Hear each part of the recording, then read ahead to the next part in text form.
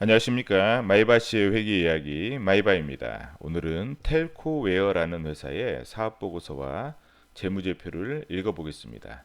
이 동영상은 종목을 추천하는 동영상이 아닙니다. 이 동영상은 사업보고서와 재무제표를 계속 반복적으로 읽어 나가면서 공부하는 동영상입니다. 자, 먼저 손익계산서를 읽어보겠습니다. 손익계산서는 일정 기간 회사의 경영 상태를 나타내는 경영 성과를 나타내는 그러한 보고서입니다. 자, 2017년도 6월과 2018년도 6월을 비교해서 한번 읽어보겠습니다. 자, 매출은 많이 감소했죠. 매출 감소했고 2분기 매출도 감소했어요. 6월달 6개월치 누적 매출도 감소하고 2분기 매출도 감소하고 영업이익은 적자로 전환됐어요. 6개월치는. 그리고 2분기도 감소했고 당기순이익도 많이 감소했죠. 많이 감소하고 2분기치도 많이 감소하고 반 이상 감소했어요. 지배기업 소유주 지분도 마찬가지고 많이 감소했어요. 그 다음에 주당 순이익도 많이 감소했어요. 지금 이것만 보면 당연히 주가의 흐름이 정체됐다는 것을 손익계산서만 봐도 좀 나타날 것 같아요. 자, 우리 재무상태표는 일정 시점 회사의 재무 상태, 즉 재산 상태를 나타내는 그런 보고서예요. 그래서 안정적이냐, 안정적이지 않냐 이 부분을 우리가 보는 거예요.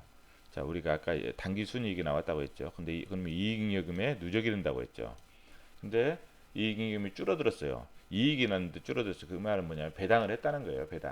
배당을 했기 때문에 배당은 이익잉여금에서 나가는 거예요. 그렇기 때문에 배당을 했기 때문에 이익잉여금이 줄어들었어요. 그리고 뭐 순학정급여, 이 부채 뭐 이렇게 재분류하는 그런 부분이 있거든요. 재측정 이런 부분도 이익잉여금에서 나가기 때문에 줄어들어요. 근데 이건 다음에 설명할게요. 우선 배당이 중요하니까 배당에서 많이 줄어들었다. 그렇게 생각하시면 돼요. 자본 총계가 1046억이에요. 부채 총계를 보니까 76억밖에 안 돼요. 뭐 어때요? 부채 비율이 완전 좋죠. 예, 아주 튼튼한 회사예요. 이 회사는 딱 보면 현금성 자산은 줄었지만 그래도 절대적인 수치가 287억이에요. 그래서 현금성 자산하고 단기 금융상품 합치면 700억이에요. 700억. 이 700억을 유동부채를 뭐 1년 이내에 갚아야 될 46억밖에 안 돼요. 당연히 뭐 갖고도 남고 이거 두 개만 가지고도 뭐 충분해요. 이 회사는. 그래서 뭐 배당 여력도 있고 그 다음에 이거 매출 채권은 매출이 감소하는데 채권이 증가했어요. 매출 채권이 회수 가능성 한번 체크를 해봐야 되죠. 그 다음 미천구공사도 갑자기 생겼어요. 미천구공사가 있다는 것은 뭐냐면 회사가 용역을 진행 기준으로 한다는 거예요. 진행 기준으로. 자, 미천구공사 동영상 한번 들어보세요. 이론 동영상 그리고 계약자산, 계약부채 이론 동영상도 한번 들어보세요. 저번에도 말씀드렸지만 미천구공사는 뭐라고 했어요? 계약자산의 성격이 있다고 했잖아요. 자, 계약자산 만약 이게 4월 1일에서 올해 4월 1일 내년 3월 30일까지 어떤 공사다, 용역공사다. 그러면 용역을 제공한다. 그러면 만약 이게 3개월치 매출이 한 1억이다. 진행 기준으로 이제 발생기로 따라서 원가 투입 비율에 따라서 수주 금액 대비 이제 나오겠죠. 1억이다. 그런데 우리 계약서상에서는 3천만 받을 수 있다고 계약을 했어. 올해 6월 말에. 그러면 나머지 7천에 대해서는 뭐예요? 청구를 할 수 없잖아요. 이만큼만 받기로 했으니까. 세금비상서는 각 대가를 받기로 한 때이기 때문에 이때 세금비상서 발행할 수 있잖아요. 근데 이때는 발행을 못해요. 그러면 이게 미청구공사가 돼. 7천원 미청구공사. 만약에 3천만 원이 받기로 했는데 청구를 해요. 세금비상서를. 근데 안 줬어요. 그럼 뭐가 돼요? 이게 매출채권이 되는 거예요. 매출채권. 자, 매출채권은 무슨 위험? 신용위험. 미청구공사는 신용위험에다가 의무수행위험까지 있다는 거. 좀 약간 리스크가 높은 계정 과목이에요. 그런데 이 거래상대방이 보니까 공시를 읽어보시면 아시겠지만 거래상대방이 SK텔레콤이나 LG유플러스 그 다음에 뭐 해외 유명한 통신회사들이에요. 통신회사들의 특징은 뭐예요? 현금이 많죠. 그래서 매출채권이나 미청구공사가 뭐 건설업체나 그러한 그 조선업체나 이제 그런 쪽하고 틀려요. 이 회사는 뭐 신용위험이 그렇게 크지가 않아요. 의무 수행 위험도 크지가 않고. 왜냐하면 현금이 많은 거래 상대방들이 현금이 많은 통신업체들이기 때문에 그렇게 리스크는 크지 않다. 리스크는 크지 않다. 그리고 재고자산은 공시상 주석상에 보면 원재료로 나와 있어. 원재료. 이게 뭐냐면 이 말은 뭐냐면 하반기에 매출이 몰린다. 하반기에 매출이 몰리기 때문에 원재료를 미리 사놨다. 그래서 하반기는 매출이 증가할 것이다. 이거예요. 최소 원재료 10억어치 샀으니까 이보다는 훨씬 더 많은 그 매출이 발생하겠죠. 왜냐 원재료 차지하는 비중이 이쪽은 용역 쪽이기 때문에 그렇게 크지는 않을 거 아니에요. 그 원재료가 10억이면 매출은 훨씬 더 많은 부분이 나올 거기 때문에 이제 그런 부분으로 해석을 하시면 돼요. 그리고 이 회사는 워낙 튼튼해요. 지금 유동 비율도 그렇고 부채 비율도 다른 부분은 그렇게 뭐 깊이 있게 안 보셔도 될 거예요. 유형자산도 많고 투자 부동산, 투자한 임대 수익도 발생할 거예요. 그리고 무형자산도 있고 예, 이런 회사고 다른 특별한 것은 뭐 이렇게 보실 필요 없어요. 자, 영업 현금 활동 뭐예요? 아까 매출 채권이 증가했죠. 매출 채권 증가, 재고 자산 증가, 미청구 공사 이렇게 증가. 그다음에 여기 매입 채무를 또 감소했어요. 매입 채무. 부채가 감소하니까 현금이 나가죠. 이만큼 지급한 거니까. 그러니까 현금 영업 현금으로 면 나쁠 수밖에 없어요. 당연히. 예, 나쁠 수밖에 없고 투자 활동은 이거 하고 그다음에 재무 활동 배당금 지급하고 현금이 워낙 많아요. 이 회사가. 현금과 단기 금융상품만 해도 700억 가까이 되기 때문에 배당금은 충분히 뭐 한 해에 32억 정도는 충분히 지급할 수 있겠다. 예, 워낙 튼튼한 회사고. 자, 우리 한번 여기까지 한번 제가 정리한 걸 볼게요.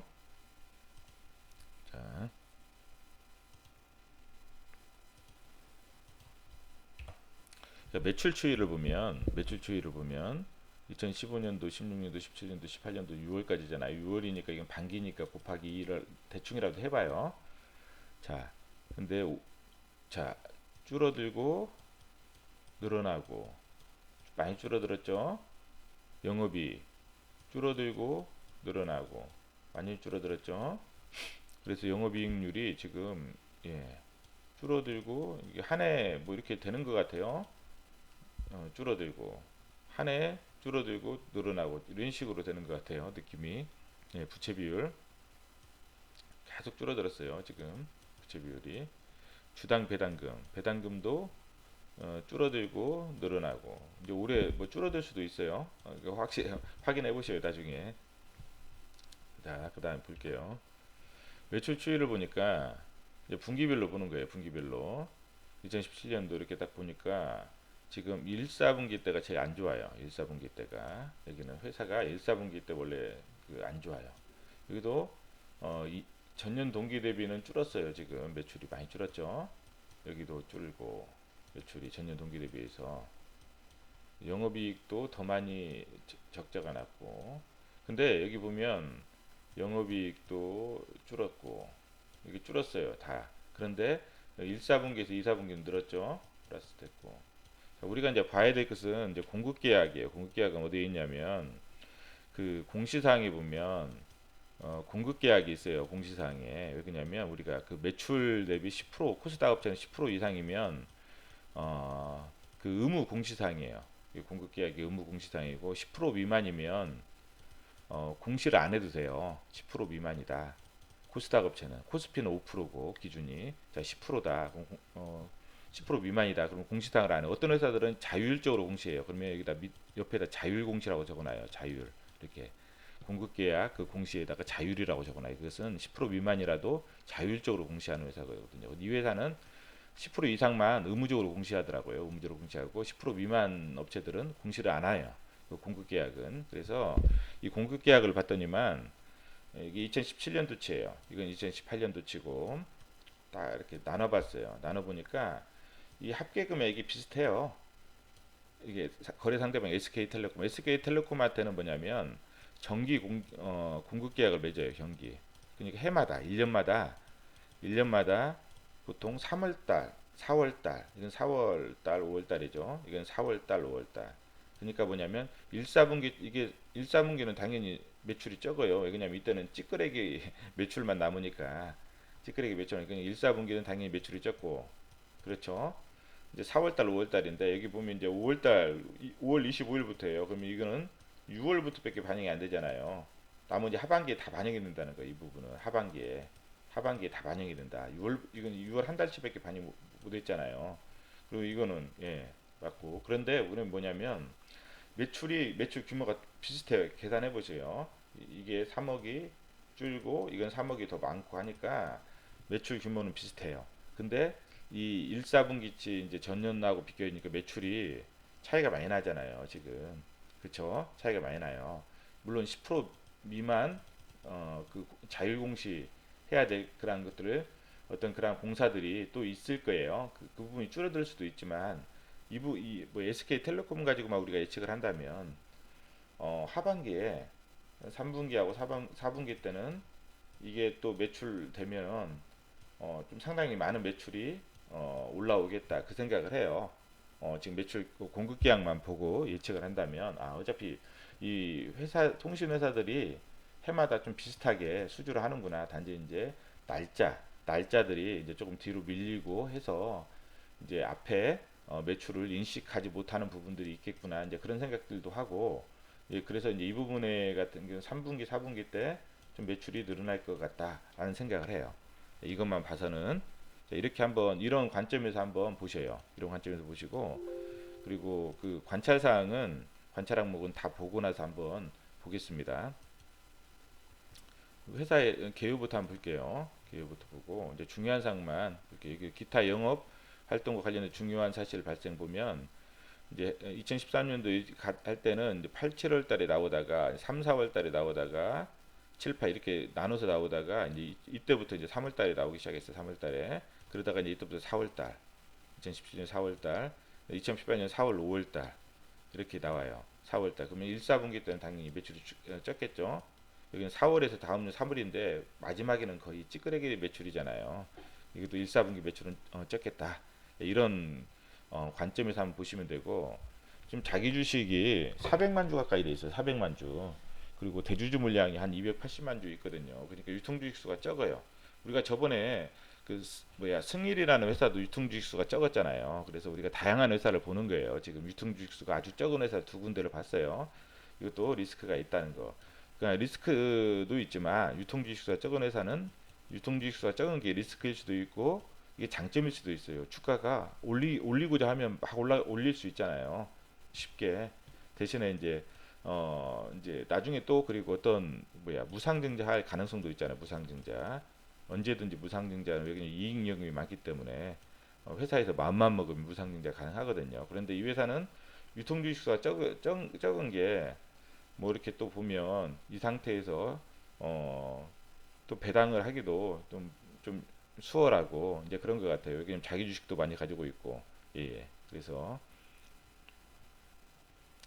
배당 보면 580 늘었어요. 지금 배당이 늘었고 그래서 지금 이익이 적지만 지금 700억 가까이 있잖아요. 배당할 수 있는 현금 자용이 그리고 이익잉여금도 많이 있고 쌓여 있고 그러니까 충분히 배당은 가능한데 하반기에 아까 매출이 많이 회복을 하면 작년 수준은 아니더라도 580원 수준은 아니더라도 500원 수준까지는 할 수 있지 않을까 그 생각을 해요.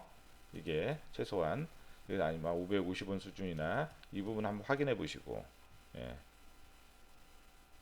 지금 배당을 많이 하기 때문에 이 회사 상당히 매력적이에요. 지금 국내 이동 전화 사업자의 가입자 수 및 점유율 현황을 보면 SK텔레콤 절대적인 수치는 계속 늘고 있죠. 근데 점유율은 퍼센테이지로 보면 좀 줄고 있죠. LG U+는 절대적인 숫자 늘고 있고 점유율도 이렇게 비율로 나타나는 것도 늘고 있고 이건 줄고 있고 이건 늘고 있고 LG U+가 그래서 좀 탄력적인 것 같아요. 더 음성 핵심망 분야 같은 경우는 지금 성숙기라는 거 성숙기 대신에 이제 안정적인 매출은 발생해요. 안정적 무선 데이터 솔루션 분야는 성장기라는 거 이제 활성화 단계 그래서 지속적인 증가 추세 그리고 이쪽에서 이제 매출액에서 차지하는 비중도 늘어나고 있다는 거 그리고 5G 시대 네트워크 고도화도 진행되고 있다는 거 이 부분 그다음에 해외 같은 경우는 국내외 대형업체와 제휴 등 여러 가지 방법을 통해서 해외 공급 한다는 거. 계절성은 특별하게 없다는 거. 단지 당사의 매출은 통신 사업자의 투자 계획에 의해서 많이 영향을 받는다는 거. 이 회사의 이 산업의 경쟁 요소는 뭐냐면 첫째가 365일 24시간 안정된 서비스를 유지해야 되기 때문에 기술적 노하우와 경험을 확보해야 하고 이게 있어야 된다는 거. 그래서 이게 높은 진입 장벽을 형성한다는 거. 둘째는 원가 구조. 뭐냐면 원천 기술과 요소 기술을 자체적으로 개발 부여하고 있는 업체는 라이센스를 구입하여 쓰는 업체에 비해 경쟁력이 있다는 거. 왜 원가 경쟁력. 그다음에 셋째 기술 통찰력. 그다음에 영업 기항을 보면 음성 핵심망 솔루션 성수기라고 했죠. 성수기. 그래서 뭐예요? 교체 수요. 그다음에 망해 진화, 신규 서비스 출시. 보통 6개월에서 길게 2년 동안 프로젝트를 수행한다는 거. 선정된 업체는 무선 데이터 솔루션 같은 게 성장기라고 했죠. 성장기. 이런 부분을 뭐냐면 SK텔레콤에 지금 공급하고 있다는 거. 그리고 5G 시장 이 부분 지속적인 투자가 예상된다는 거. 내년부터 좀 이게 본격화 될 것 같아요. 내년부터 이제 뭐 시작 단계이겠죠. 내년부터. 그다음에 이게 이제 좀 더 나중에 이제 표준이라든지 그런 것들이 이제 뭐 표준이라든지 이런 부분들이 좀 정착이 되는 한 2020년 정도부터는 아마 이제 5G CG가 본격적인 어떤 성장이 되지 않을까 싶어요. 요소 기술은 왜요? 당사는 설립 초기부터 이러한 요소 기술을 자체 개발해서 타사에 비해 높은 원가 경쟁력을 가지고 있다는 거예요. 예, 그래서 이게 뭐냐면 진입장벽이라는 거죠. 자, 그 다음에 HALR은 SK텔레콤, MPDB 경우는 SK텔레콤, LG U+의 공급. 그렇죠. 그리고 다른 것들은 다양한 게 있는데 이건 공급업체가 다양하고 막 이런 부분이 있어서 대외비 성격이 강해서 조사가 불가능하다는 거. 그 다음에 음성 핵심화 솔루션 같은 경우는 이런 부분이 있기 때문에 기술 노하우, 상용화 실적 등이 최우선시 된다는 거예요. 그래서 사소한 설계 변경의 신속한 유지 보수, 그 다음에 신규 서비스 추가 및 업그레이드에 대한 민첩한 대응력이 뛰어난 중소기업이 경쟁력을 가지고 있는 분야예요. 그래서 타사와 비교해서 많은 원천 기술을 가지고 있어요. 원가 경쟁력이 있죠. 이 회사의 특징. 그 다음에 무선 데이터 솔루션 주요 목표 시장은 국내 3개 이동통신사와 가상 이동통신망, 해외 이동통신사. 그렇기 때문에 어쩌면 통신사들이기 때문에 현금 흐름이 좋잖아요. 그러니까 매출 채권 어떤 회수에 대한 그런 부분이 좀 더 낫다는 거죠. 뛰어나다는 거죠. 매출 채권 회수 부분. 그 다음에 미천공사 같은 경우도 뭐 리스크가 그렇게 크지 않다는 거죠. 이 회사들이기 때문에. 이 회사들이 워낙 현금이 많은 회사들이잖아요. 그 다음에 요소기술, 당사는 100% 자체 개발한다는 거예요. 그리고 이거 SS7 프로토콜과 메인 메모리 데이터베이스인 텔코 베이스를 그 자체로 독립 상품화해서 판매하기도 했다는 거고, 무선 데이터가 성장 기자라면 이게 71.3%를 차지한다는 거예요. HALR은 뭐냐면 위치 정보와 서비스 정보를 관리하는 솔루션이고, GLR은 국제 로밍 서비스, AC는 단말을 인증하는 솔루션, 단말기 인증 서비스 솔루션, MPDB는 번호 유동성 서비스. 그 다음에 무선 데이터 솔루션 중에서 IMS는 영상이나 대용량 데이터 등을 멀티미디어 통신을 가능하게 해주는 기술. 그 다음에 IMS를 통해서 제공된 대표적인 서비스가 VOLT, Voice over LTE 이 부분이라는 거. 나머지 한번 읽어보셔요. 그 다음에 주요 원재료 가격 등 변동 추이가 뭐 가격 변동은 없다는 거 중요한 영향을 미치는. 그 다음에 자 판매 경로를 보면 SK텔레콤 같은 경우는 당사의 최대 고객이라는 거, 그리고 주요 연구 개발 인력들이 SK텔레콤, LG전자, 모토로라 출신으로서 이러한 부분들 그래서 이 회사들 고객 요구사항에 능동을 대처할 수 있다는 거. 턴키 방식으로 수주하여 이게 수주인 거예요. 수주. 그래서 아까 수주 금액이 아까 제가 말씀드렸죠. 공급가에 정기 공급 10% 이상 된 것들은 공시를 하잖아요. 의무 공시. 그래서 항상 1년마다 공급 계약을 맺어서 수주해서 공급한다는 거예요. 그래서 재고자산의 원재료는 있는 것은 뭐냐면 수주를 받았기 때문에 이미 알잖아요. 그러니까 원재료를 미리 사는 거예요. 원재료를. 이제 그런 개념으로 이 회사는 접근하시면 돼요. 원재료 갑자기 재고자산이 많다. 전년에 없었는데 그래서 좀 안 좋은 거 아니냐 이런 식으로 접근하시면 안 돼요. 이 회사는 턴키 방식이라는 거 뭐예요? 턴이 뭐예요? 턴 돌리다 이거 아니에요. 돌리다. 키는 뭐예요? 키 열쇠 아니에요? 열쇠를 돌린다는 거예요. 이게 뭐냐면 어떤 그 설비 투자를 받는데 용역 설비를 어떤 설비를 파는데 이제 어떤 회사가 이제 이 작업을 해요. 작업을 하면 A 회사가 이제 B 회사한테 이제 이 용역을 받아서 작업을 해요. A 회사가. 그러면 B 회사가 나중에 열쇠만 딱 돌리면 이게 가동이 되는 거예요. 그런 게 턴키 방식이거든요. 그래서 뭐냐면 완전하게 다 해주는 거예요. 열쇠만 돌리면 바로 작동할 수 있게끔 수주에서 개발 공급하고 있다. LG U 플러스도 턴키 방식으로 그리고 지속적으로 매출이 발생한다. LG U 플러스는 공시가 안 돼 있잖아요. 지금 이게 10% 미만이라는 거죠. 10% 공급이 10% 미만 매출 대비 이거는 이제 10% 이상. 이제 이런 짜잘한 공급들이 있다는 거예요. 지속적으로. 그다음에 99%다 이쪽에 들어가는 게. 그리고 생각을 해보세요. SK텔레콤이나 LG U+플러스 이쪽으로 들어가는 기술이 만약 신뢰성이 없다면 이 회사들이 받아주겠어요? 안 받아주죠. 그래서 벤치마크 테스트 이루어지고 그리고 완벽한 기술력과 경험 있는 숙련된 인력을 부유하지 못한 업체 간의 진입은 매우 어렵다. 진입장벽이라는 거예요. 예, 좋죠. 진입장벽이 있는 회사들이 좋은 거예요. 수주 상황은 보면 이만큼 380억만큼 수주했는데 1, 2분기 때 118억 매출했죠. 나머지 지금 187일 남았죠. 187일. 그러면 거의 다 인식한다는 거예요. 하반기에 261억을. 그러니까 하반기에 그리고 또 여기에 없는 그 짜잘한 매출들라는 것들도 발생하며 하반기에 뭐 2배 이상 좀 하반기에 좀 많이 발생한다는 거예요. 매출이. 수주된 것만 지금 261억이니까 다른 것들 또 이제 짜잘한 매출들 발생하면 이제 뭐 전년 수준까지 발생할 수 있다는 거죠. 자,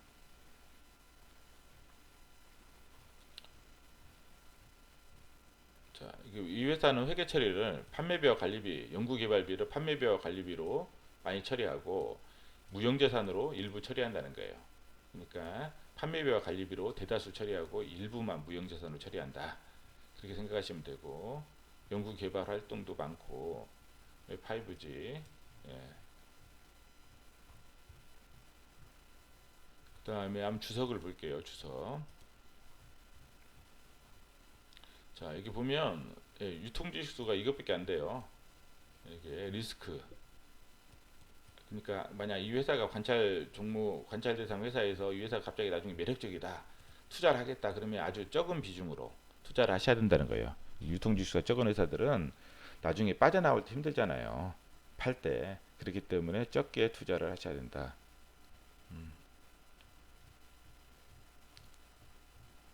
여기 보면 수익 인식을 보면 기간에 걸쳐 이행하는 수행 의무 보면 무선통신 시스템 개발 용역은 집행 가능한 지급 청구권이 있는 기업이 이제 진행 기준으로 적용 수익을 인식하는데 이 회사 계약 조건을 분석한 결과 집행 가능한 지급 청구권이 있다고 판단돼서 진행 기준으로 해요. 진행 기준으로 하기 때문에 미청구 공사가 발생한다는 거예요. 이런 그래서 주석 사항들을 잘 읽어보시면 이제 이런 개념 과목들이 이해가 돼요. 그래서 이제 이론 공부를 하는 이유가 이제 그런 부분이거든요. 그래서 나중에 이 부분도 한번 설명을 드릴 거예요. 수익 인식 기준에서 이제 5단계로 해서 수익 인식을 하는데 이 부분도 설명을 드릴 거예요. 근데 좀 이제 어려운 부분들은 좀 나중에 설명을 드릴 거예요. 나중에. 자, 이런 부분이 있다는 거고. 매출 채권이 좀 많이 증가했지만 거래 상대방이 SK텔레콤이나 LG U+플러스 그다음에 기타 해외 통신사들 이런 부분들이기 때문에 현금이 많은 회사이기 때문에 회수 가능성은 그렇게 문제가 안 될 것 같아요. 그럼에도 불구하고 대손 충당금을 그래도 많이 설정해 놨잖아요. 네. 재고자산 원재료라는 거요. 수주 받아서 진행을 하기 때문에 이제 미리 수주 받은 게 있잖아. 하반기에 아까 보니까 수주 금액이 수주 잔고도 많았잖아요. 하반기에. 그리고 이런 부분들이 원재료를 미리 사놓는 거죠. 적시에 공급해 주기 위해서 유형자산 취득한 게 이만큼이고 감가상각비 투자 부동산이 있다는 건 임대 수익이 있다는 거예요. 충당부채는 뭐예요? 계약할 때 보증기간 동안 무상 수리를 해주겠다는 거예요. 그래서 무상 수리만큼 그 어떤 회사가 어떤 통계를 내봤더니만 해마다 이 정도 무상 수리 금액이 발생한다 해서 미리 비용을 인식하고 품질 보증 비용, 품질 보증 충당부채 부채를 인식하는 거죠. 근데 단기에 인식한 건 없어요. 여기 설정이 없잖아요. 설정이 단기에 인식한 품질 보증 비용은 없다. 환입은 뭐냐면 무상 수리 보증 기간 동안 이만큼 비용을 인식했는데 부채를 인식하고 근데 실제로 무상 수리가 발생하지 않았다. 그래서 이제 환입을 해주는 거예요. 충당부채를 이익으로. 경상 연구개발비가 좀 늘었어요. 여기서 이제 많이 변동된 것만 보시면 돼요. 판매비와 관리비에서는 보실 때 변동성이 심한 것만 한번 보시고 왜 변동성이 심할까 그것만 체크하시면 돼요. 연구 개발을 많이 했다는 거예요 지금. 그 다음에 비용의 성격별 분류로 보면 좀 급여, 퇴직급여, 감가상각비 어때요? 상당히 크죠? 커요. 이게 56% 정도 돼요. 고정비가 차지하는 비율이 56%예요. 그럼 뭐냐면 고정비로 인한 영업 레버리지 효과가 크다는 거잖아요. 이거 3번 동영상 매출 동영상 있잖아요. 그거 보셔요. 제가 왜 그러냐면 3번에 넣어놓은 이유는 뭐냐면 그만큼 중요해요. 이 매출이. 고정비로 인한 영업 레버리지 효과도 중요하고 이때도 중요하지만 나중에 이제 5G로 이제 어떤 세대가 바뀌잖아요. 그러면 이런 부분들은 우리가 이제 이 회사들 같은 경우는 한 1, 2년은 엄청 고생해요. 고생하다가 이제 이게 바뀌는 순간부터는 또 이제 한 단계 레벨업을 해버려요. 레벨업을. 예. 그렇기 때문에 이 부분은 항상 좀 관심을 가지고 보셔야 돼요. 5G 이쪽 부분은. 제가 봤을 때 이제 2019년도는 이제 뭐 아무래도 뭐 한꺼번에 많이 설비 투자 안 할까요? 기존 설비를 뭐 고쳐 쓰고 막 그런 식으로 하다가 이제 시험 가동 해보다가 이제 그 다음에 이제 표준도 이제 어느 정도 정착이 되면 그때 이제 많이 되냐 2020년도부터 그럼 2019년도부터는 좀 약간 유의미한 그러한 부분이 생길 거란 말이죠. 그리고 2020년도 완전히 탈바꿈이 되고 그러면 이 회사는 2019년부터 2020년 사이에 좀 레벨업이 될 확률이 커요. 왜냐하면 미리 선반영이 되잖아. 2020년도치를 2019년도에. 그렇기 때문에 레벨업이 될 확률이 크다. 거기다가 매출이 증가하면 뭐예요? 고정비로 인한 영업 레버리지가 커진다냐. 매출이 증가하는 것보다 더 많은 매출이 증가하는 비율보다 더 많은 비율로 영업 이익이 증가한다. 이게 영업 레버리지 효과잖아요. 그렇기 때문에 이런 회사들은 제가 좀 1, 2년 아마 지금 주가는 저도 정확하게 안 봤지만 좀 많이 정체가 된 것 같아요. 1, 2년 이상 정체가 된 것 같아요. 그러면 당연히 레벨업이 되면 상당히 이제 이 한 단계 레벨업이 되니까 이제 그 전보다는 이제 그러니까 미리 이제 이런 회사들은 관찰을 해놓고 준비를 해놓고 있어야 돼. 스탠바이를 해놓고 있다가 이제 준비를 해놔야 돼요.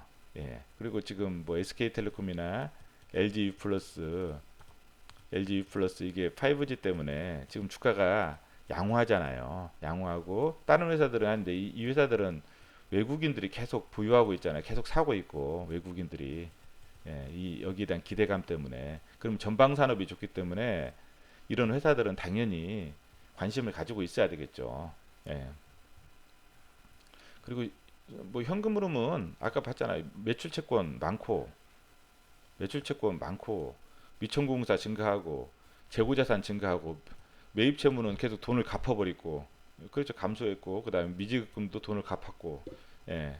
그렇기 때문에 현금으로 나쁠 수밖에 없죠. 그렇지만 절대적인 현금하고 단기 금융자산 700억이 있다는 거 그리고 이익잉여금이 쌓여 있다는 거 배당은 문제 없다는 거 예.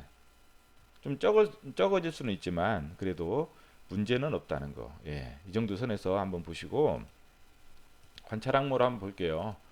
뭐 대략적인 건데 어차피 뭐 이 부분은 뭐 자 3분기 매출 추이 한번 보셔요. 3, 4분기 4분기까지 3분기하고 4분기 이게 아마 그 2017년도 수준만 회복이 돼도 2017년도 수준 전체 2017년도 매출 전체 매출하고 이게 3, 4분기가 많아져 가지고 2018년도 매출 수준이 2017년도 정도만 돼도 우리가 2분기 때 워낙 안 좋았잖아요. 그럼 3, 4분기 때 좋으면 주가 흐름은 좀 양호할 수 있겠다. 그리고 뭐냐면 내년에 5G 기대감이 있기 때문에 1, 4분기 내년 1, 4분기는 안 좋을 거란 말이죠. 매출이 당연히 계속 1, 4분기는 안 좋았기 때문에 그럼에도 불구하고 이 기대감 때문에 계속 주가가 탄력적으로 갈 수도 있겠다. 그리고 내년은 5G 그리고 영업이익까지 회복 여부 보고 그러면 이게 회복이 되면 뭐예요? 배당도 당연히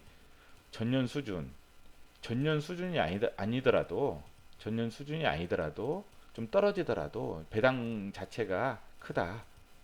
예, 지금 그 4% 가까이 되니까 배당 수익률이 4%가 완전 배당주잖아요. 근데 대신에 유통주식수가 적다는 거 그게 리스크일 수도 있지만 정말 회사에서 마음만 먹으면 솔직히 무상증자는 가능하다. 왜 영업이익이 워낙 좋기 때문에 무상증자 가능하잖아요.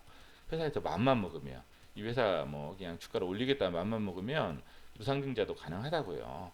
그리고 그래서 유통주식수를 좀 늘려놓으면 좀 부담 없이 투자할 수 있는 사람들이 많잖아요. 왜 그러냐면 예, 그런 부분이기 때문에 그런 관점에서 한번 관찰해 보시라는 거예요.